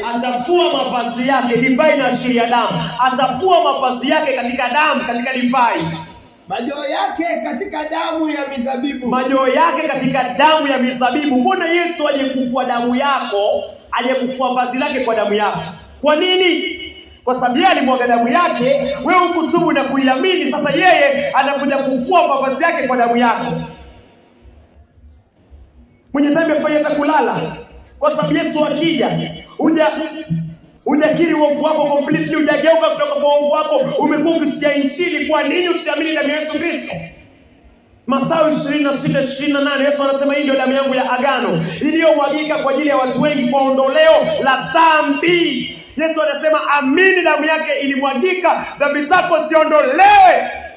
Lakini usipoamini hivyo, Yesu anasema naja kufanya nini? Naja kufua vazi langu kwa damu yako. Mathayo 26:28. Mathayo 26:28. Hii ndio damu yangu ya agano. Yesu anakuambia hii ndio damu yake ya agano. Ile imwagikayo kwa ajili ya wengi kwa ondoleo la dhambi. Imwagikayo kwa ajili ya wengi ili wapate ondoleo la dhambi. Nini nakuzuia mpaka saa hii? Nini nakufanya upumzike na ukifa unaingia jehanamu? Na Yesu akija sahi kama mwenye dhambi, kwa sababu Yesu amemwaga damu yake, haujapata toba, haujaiamini, Yesu anasema anakuja. Ile damu alimwaga, unakuja kuilipa kwa damu yako. Anakuja kufua mavazi yake kwa damu yake. Anakuja kukukanyaga. Anakukanyaga na farasi mweupe, anakuja kukukanyaga. Mbona ifike hapo? Mbona kutokuamini? Unaweza soma Isaia pia mpendo. Isaia 11 mstari wa kwanza. Isaia 11 mstari wa kwanza. Chipukizi litatokea kutoka katika shina la Yese, kutoka mizizi ya tawi litazaa tunda. Rejelea tena. Isaya 11 kuanzia mwanzo. Chipukizi litatokea kutoka katika shina la Yese. Chipukizi litatokea katika shina la Yese. Katika Daudi huwa kuna Yese, hapa kuna Yese. Ndio tuje kufikia Daudi. So kuna Yese. Yese ametoka kwa Yuda. So maandiko yanasema kuna chipukizi atachipuka. Yesu Kristo atachipuka kutoka kwa Yese, ambaye ni kutoka kwa Daudi. Chipukizi litatokea kutoka katika shina la Yese. Kutoka mizizi yake tawi litazaa tunda. Kutoka mizizi yake tawi litazaa tunda. Yesu ni tunda la Yese. Yesu ni tunda la kutoka kwa kabila la Yuda. Yesu ni tunda la kutoka kwa Daudi. Maandiko yanasema kwa Yese chipukizi litachipuka. Yesu Kristo ndio hiyo chipukizi. Kwa Yese. 2. Roho wa Bwana atakaa juu yake. Roho wa Bwana atakaa juu ya Yesu Kristo. Roho wa hekima atakaa juu ya Yesu Kristo. Na wa ufahamu atakaa kwa Yesu Kristo. Walifundisha kwa maparables, kwa mifano. Roho wa ushauri na uweza. Roho wa maarifa wa kumcha Mungu. Yesu ndio the godliest person katika planet yote. Yesu ndio yule mcha Mungu zaidi ya kila mmoja na kila kiumbe, Yesu Kristo. So maandiko yanasema kwamba kwa Yese huyo ndio atachipuka. The most godliest person katika ulimwengu ni Yesu Kristo. Katika mbingu ni Yesu Kristo. Na inasemekana atatoka kwa Yese, ataitwa mwana wa Daudi. Bwana Yesu asifiwe. Mwenye fimbo ya kutawala, simba na inguruma. Amen. Katika usalama yeye ni simba. Lia mwana wa Daudi aliyetoka kwa ukoo wa Daudi. Aliyetoka kwa ukoo wa Yuda, nisaidie. Atanguruma na utapata ujasiri. Tunaweza angalia pia Samueli wa pili 7. Samueli wa pili 7 mstari wa 12 na 13 tafadhali. Samueli wa pili 7 mstari wa 12 hadi 14. Yeah. Siku zako zitakapokwisha, naye ulale pamoja na baba zako. Daudi anaambiwa siku zako zitakapokwisha, utakapolala pamoja na baba zako. Siku zako zitakapokwisha, nawe ulale pamoja na baba zako. Nitainua mzao wako aingie mahali pako, ambaye atatoka viunoni mwa Daudi, nami nitauimarisha ufalme wake. Mungu anasema atauimarisha ufalme wake. Atauimarisha ufalme wa Daudi, atauimarisha. Endelea tafadhali. Yeye ndiye atakayejenga nyumba kwa ajili ya jina langu. Yeye ndiye atakayejenga nyumba kwa ajili ya jina langu. Nami nitaimarisha kiti chake cha ufalme wake milele. Nami nitaimarisha kiti cha ufalme wake milele. Mpaka hapo Mungu anaongea kuhusiana na Solomon kweli, lakini pia aongee tu kuhusiana na Solomon ambaye atajenga hekalu physically. Solomon alilijenga lile hekalu la mawe, la matofali, lakini Mungu anaongea kuhusiana na Yesu Kristo ambaye Yesu ndo atakuwa hekalu. Yesu anawaambia livunjeni. Anaambiwa ni ishara gani atapatia? Anampa ishara, vunjeni hekalu na nitalisimamisha kwa siku ngapi? Siku 3. Yesu yeye ndiye hekalu. Anasema vunjeni mwili huu, wekeni msalabani mwili huu, uweni mwili huu, na siku ya 3 nitafufuka, nitalijenga. Hilo ndio hekalu anamaanisha. Na Mungu anasema kiti cha huyo Yesu Kristo sasa kitakaa milele. Amen. Solomon alikaa kafa, lakini cha Yesu Kristo kinaenda milele. So nisiangalie tu hii ahadi kama Mungu anamwambia Solomon, anaambia Daudi kuhusiana na Solomon. Anaambia Daudi kuhusiana na Solomon, na pia kuna mwingine zaidi ya Solomon. Hapo Yesu alipokuja alisema hapa kuna mkuu zaidi ya nini? Zaidi ya hekalu, na kuna mkuu zaidi ya nani? Zaidi ya Sulemani ambaye ni yeye. Amen. Bwana Yesu asifiwe. Amen. Yani Yesu Kristo. So pia tunaweza angalia mbona Yesu anatoka kwa ukoo huu.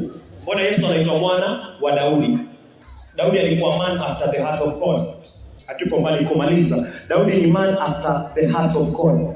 Yesu Kristo pia ni man after the heart of God.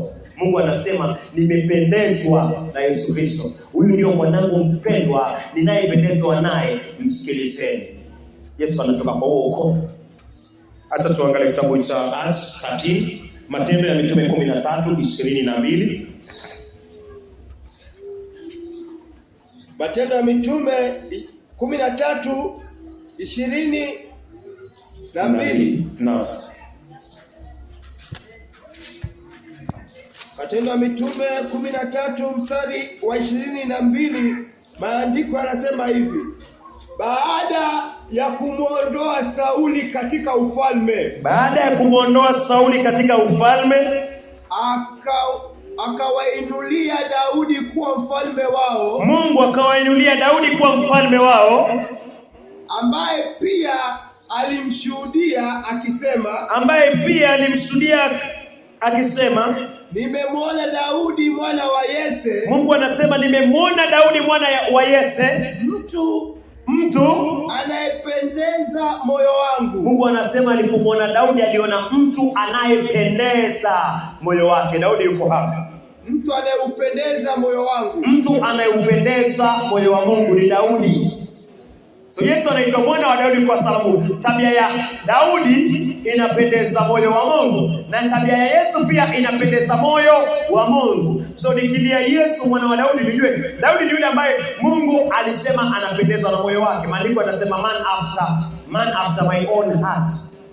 Yaani kile kitu ambacho Mungu anataka kufanya duniani, Daudi pia anataka kufanya, na Daudi anakifanya. Mtu anayeupendeza moyo wangu, atakayetimiza mapenzi yangu yote. Mungu anasema Daudi ni mtu after moyo wake, anapendeza moyo wa Mungu na atatimiza mapenzi ya Mungu yote. Hii ni tabia ya nani pia? Yesu Kristo. Waweza angalia Mathayo 3,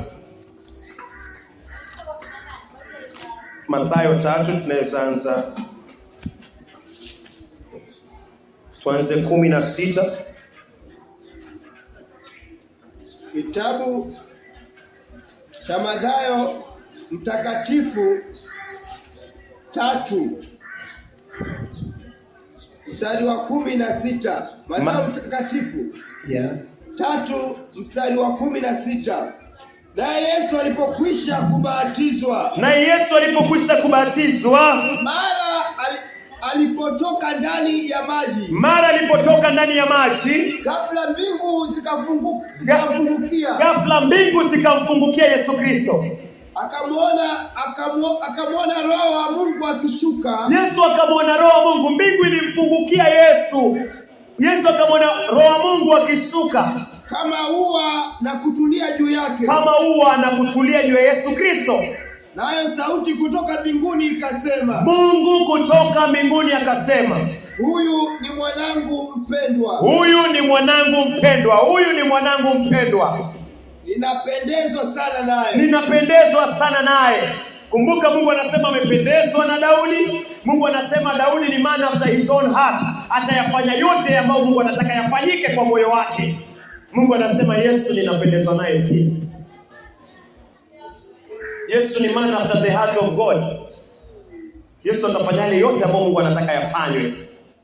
Onaje ukiwa na imani na huyu ambaye Mungu anasema huyu nimependezwa naye? Atapendezwa na wewe pia. Lakini ukiwa na shaka na Yesu Kristo, Mungu hatakuwa sawa na wewe, kwa sababu uko na shaka na kile ambacho Mungu anakipenda, kile ambacho Mungu amekitoa kama kondoo. Dhambi zako zioshwe. Mungu amemtoa Yesu Kristo, dhambi zako zioshwe.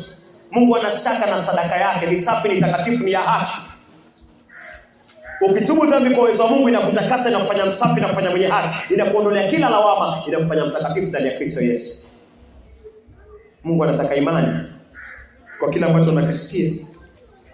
So tunaweza angalia sehemu ya mwisho. Tuangalie Mwanzo 37:26. Mwanzo 37:26. Yuda akawaambia ndugu zake, tutafaidi nini ikiwa tutamuua ndugu yetu na kuificha damu yake? Endelea. Njooni tumuuze kwa hawa Waishaeli, tusimguse, kwa kuwa hata hivyo yeye ni ndugu yetu, nyama yetu na damu yetu wenyewe. Ndugu zake wakakubali. Rejelea tena 26 kabla asome. Ona hii tabia ambayo iko ndani ya Yuda.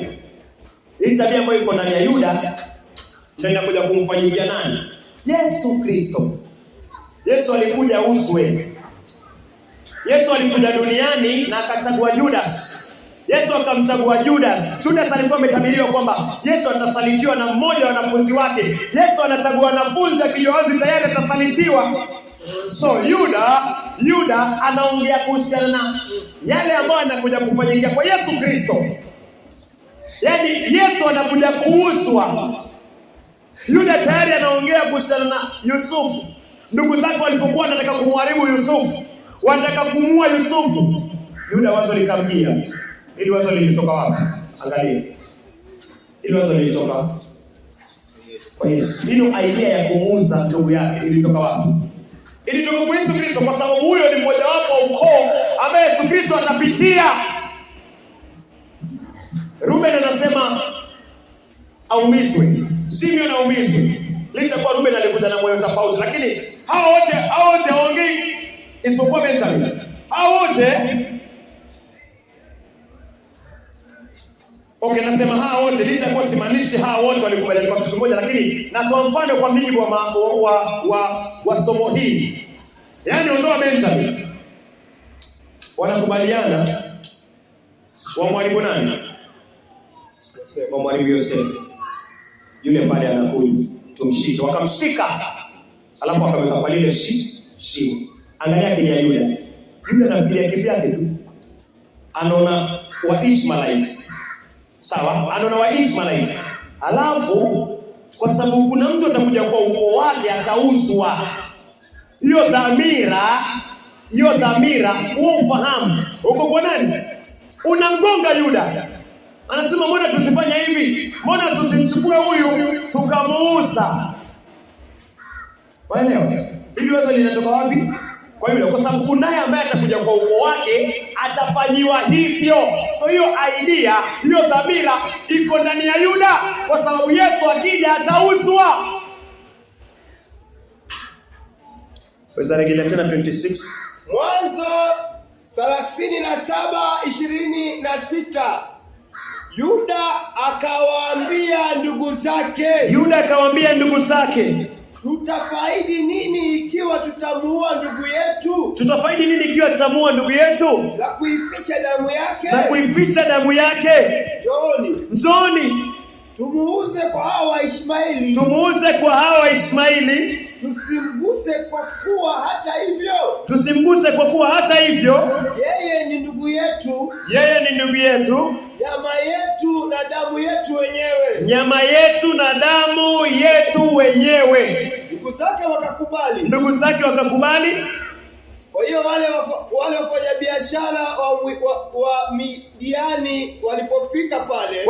wafanyabiashara wa Midiani walipofika pale, ndugu zake wakamtoa Yusufu kutoka kwenye lile shimo na kumuuza kwa shekeli 20 za fedha. Wakamtoa katika lile shimo mahali alikuwa hapo, wakamuuza kwa shekeli 20 za fedha. Kwa wale Waishmaeli ambao walimpeleka Misri. Tuangalie Mathayo. Ino idea ya Yuda. Ino idea mbona iko kwa Yuda peke yake? Kwa sababu kwa Yuda kuna yeye ambaye atakuja, ambaye ndio mwana wa Daudi, ambaye atauswa. Mathayo 26. Tuko pamoja maifia? Mathayo 26. Unaweza anza 14 tafadhali. Mathayo mtakatifu 26:14. Kisha mojawapo wa wale 12, yeye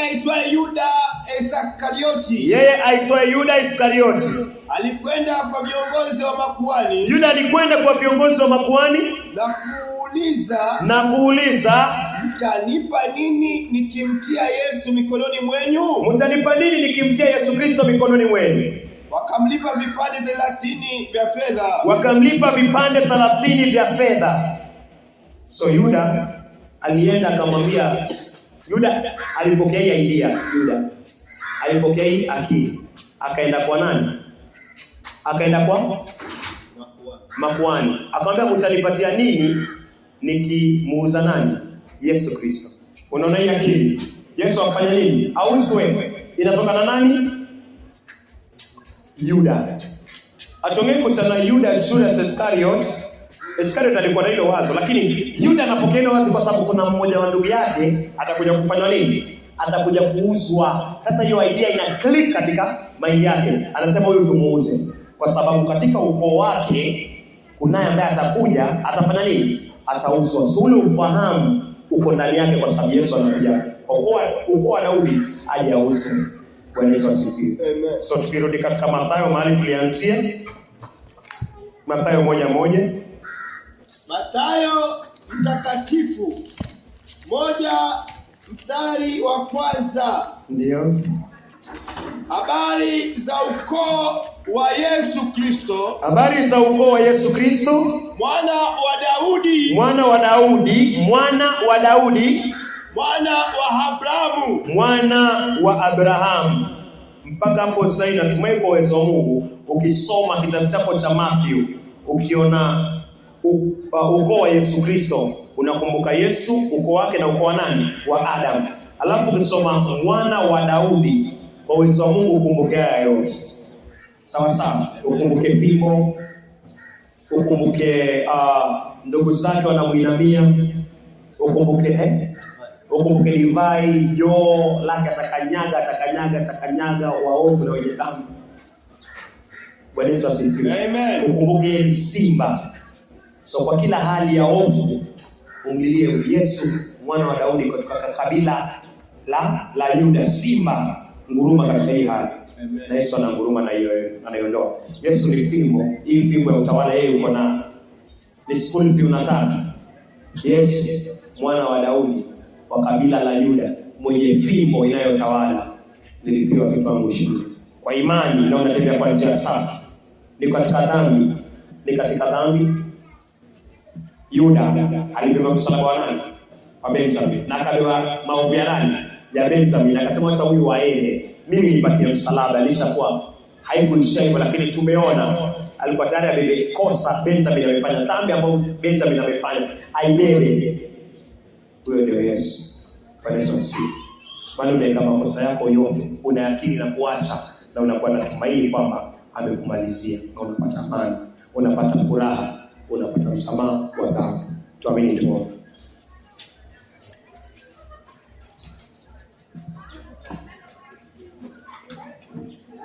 Baba, kwa jina la Yesu Kristo, tunakushukuru kwa ajili ya mkono wako umekuwa pamoja nasi.